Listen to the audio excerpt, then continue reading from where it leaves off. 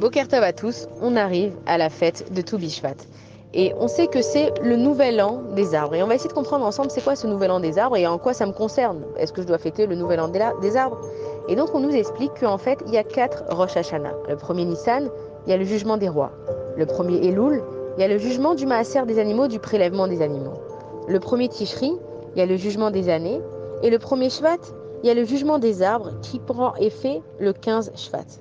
Et on dit dans la Torah que l'homme, il est comparé à l'arbre. Alors, c'est vrai que c'est joli, c'est beau de faire des comparaisons, mais en fait, la Torah, elle pense vraiment quand elle dit quelque chose. Et donc, la phrase que la Torah, elle dit, c'est « Ki Adam, car l'homme, etz asadé ». C'est l'arbre des champs. Et on voit que dans notre vie, en fait, tout le processus qu'on passe de la naissance jusqu'à ce qu'on devienne un homme et jusqu'à ce qu'on finisse notre vie, on passe par le même processus qu'un arbre.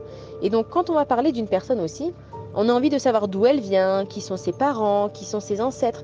Et donc, on va parler encore une fois d'arbre généalogique. Donc, on voit que même dans les ancêtres qui étaient avant nous, nos parents, on a encore cette notion d'arbre. Et pour qu'un arbre y pousse, c'est quoi le processus? Qu'est-ce qu'on doit faire? Alors, qu'est-ce qu'on doit faire? C'est que on trouve un terrain, la terre, qui est propice à recevoir une graine. Et donc, on creuse un trou. Ensuite, on va mettre une seule graine, ça suffit. On rebouche le trou avec de la terre et on l'arrose, on met du soleil, etc. Et on nous dit que la graine qui est à l'intérieur de la terre, pour qu'elle pousse, il faut absolument qu'elle se désintègre complètement pour pouvoir éclore et donner des fruits.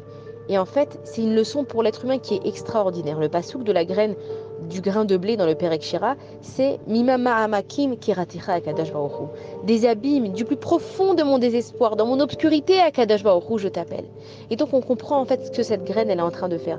Des fois dans nos vies, on se retrouve dans des situations où c'est insupportable, c'est invivable et on n'arrive pas. Et on se demande comment on va sortir de cette obscurité, comment on va sortir de cette terre. Et Akadosh Baruch Hu, à travers cette graine, il nous explique, écoute, quand tu crois que tu as été enterré vivant, que pour toi ça a l'air d'être la fin de ta vie, en fait, on est en train de te planter. Il faut que tu te débarrasses absolument de tout ce qui t'empêche d'être toi-même, que tu ailles au plus bas, pour que tu puisses, à ce moment-là, pousser à l'extérieur de la terre.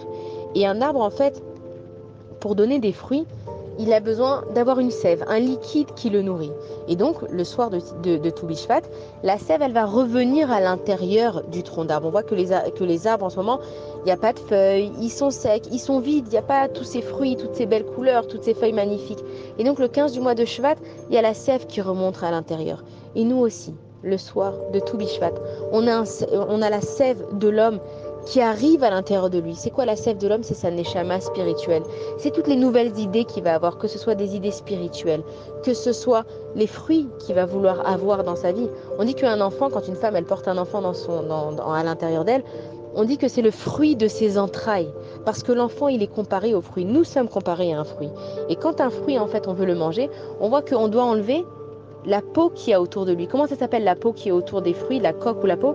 Ça s'appelle la clipa. Et nous aussi, on nous parle tout le temps de ces clipotes qu'on doit enlever. Les clipotes, c'est ce qui nous empêche de découvrir qui on est à l'intérieur de nous. C'est-à-dire que nous, on a une neshama qui est pure, qui veut que du bien, qui est magnifique, qui a plein d'idées, qui est extraordinaire, qui est capable de une tonne de choses. Mais on a cette peau, on a cette peluche, cette pluche autour de nous, cette clipa qu'on doit enlever pour pouvoir apprécier le fruit qui est à l'intérieur de nous. Et de la même façon qu'un fruit, une fois qu'on a fini de le manger, il va rester des graines. Maintenant, on sait qu'un fruit, il y a plusieurs graines. On sait même que la grenade, on dit qu'il y en a 360. Je ne sais pas si quelqu'un a déjà compté. Vous imaginez, ça veut dire que dans une grenade, il y a 360 possibilités de créer un être humain. Et donc nous, en fait, on va prendre cette graine unique, on va la planter dans la terre, et c'est le même processus avec l'homme. Ça veut dire que l'homme, une fois qu'il a vécu sa vie, qu'il a fait ce qu'il avait à faire, que Akadosh Baruch Hu, il a décidé que son temps sur terre, il était fini, on prend le corps et on le remet en terre. Et c'est la même chose avec le fruit quand ça va repousser, c'est qu'on nous a promis qu'il y aura Triat Ametim, la résurrection des morts. Et grâce à cette graine, grâce à ce corps qu'on a replanté dans la terre, Akadosh Baruch Hu, il y fait attention, il le garde, et quand viendra le moment de la résurrection des morts, on va tous à nouveau se relever. Et un arbre, pour qu'il soit solide, il faut que ses racines, elles soient bien ancrées dans la terre. Et c'est ce qui se passe le soir de Tou Bishvat. C'est que l'arbre, en fait, il prend bien ses racines, il s'ancre avec la terre.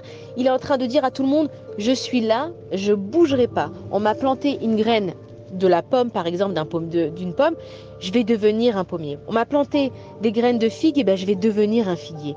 Et nous, c'est pareil, le soir de Tou Bishvat, on replante ses racines dans la terre. On dit, attends, moi je suis un juif, je bougerai pas. je resterai avec ma Emouna, j'aurai confiance, peu importe ce qui va se passer dans ma vie. S'il y a du vent, s'il y a de la tempête, si quelqu'un essaye de me déraciner, si quelqu'un essaye de me pousser, si quelqu'un essaye de me faire sortir de cette religion, eh bien moi je m'implante bien dans cette terre et je resterai tout le temps bien ancré là-dedans. Et donc en fait, à tout Bishvat, comme on a dit, c'est que on doit ancrer nos idées et savoir où on en est dans notre vie, sur quoi on doit travailler, où on a envie d'avancer, qu'est-ce qu'on a envie de changer.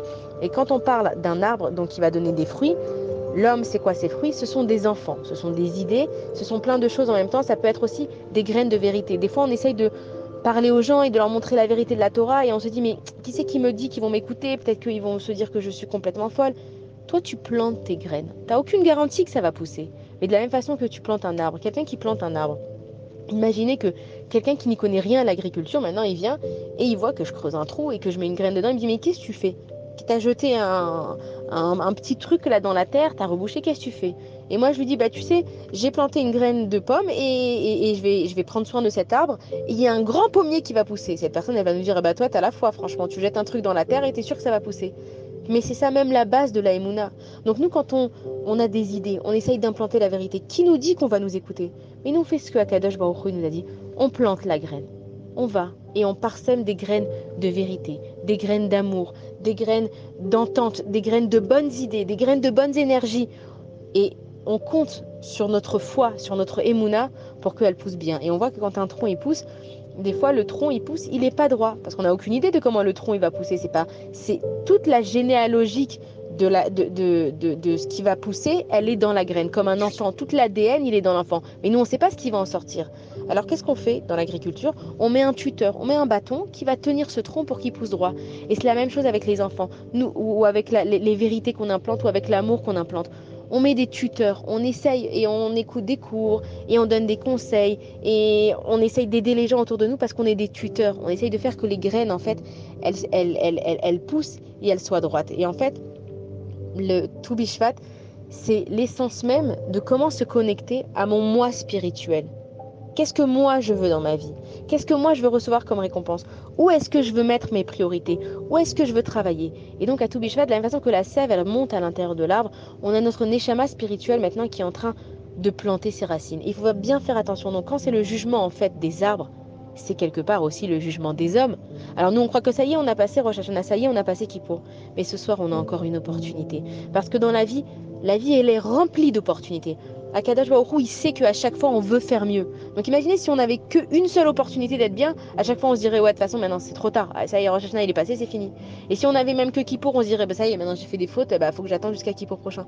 Non, Akadosh Baruch Hu, il te donne tout le temps des opportunités d'être mieux. Il te donne tout le temps l'opportunité de réancrer tes racines, de te poser les bonnes questions. Et donc à tout Bishvat en fait, nous on croit que ouais c'est une fête sympathique, on mange des fruits, on se réunit, on s'habille même pas spécialement en fête, mais si.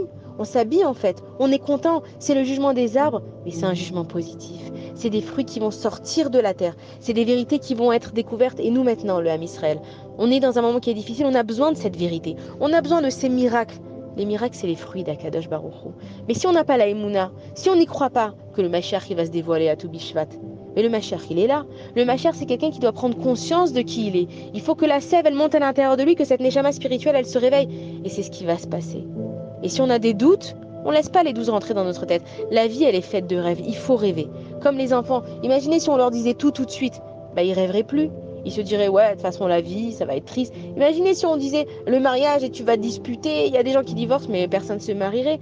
Et si on dit, ouais, non, mais ne joue jamais au foot. Il y en a un qui a perdu sa jambe. Et personne ne jouerait au foot. Et on va dire, non, mais surtout, ne va surtout pas dans cet endroit parce que quelqu'un a fait du bateau, il est mort noyé. Pourquoi est-ce que tout le temps on essaye de voir les choses négatives de la vie? Au contraire, venez, on laisse éclore les bonnes idées, les bonnes choses qui sont à l'intérieur de nous. Et comme on dit à chaque fois, c'est que on crée notre réalité. Donc on va créer cette réalité. Le 15 de Shvat, c'est le jugement des arbres, c'est le jugement de l'homme, c'est le jugement du Melech HaMashiach. Il va recevoir cette sève spirituelle à l'intérieur de lui qui va monter et qui va comprendre qui il est. Et le Mashiach, ça va être qui? Ça va être une personne qui va venir dire la vérité d'Akadosh Baruch Hu. Elle va planter les graines de vérité dans ceux qui sont capables de la recevoir. Pas toutes les terres, elles sont fertiles. Pas toutes les terres, elles peuvent recevoir une graine. Mais ceux qui vont être méritants de comprendre la vérité du Mashiach, c'est eux qui vont être sauvés. Alors nous, ce Tu Bishvat, on prend cette émouna et on ne se laisse pas à l'intérieur de cette terre. On sait qu'on va en sortir, Bezrat Hashem. On aura des bonnes nouvelles.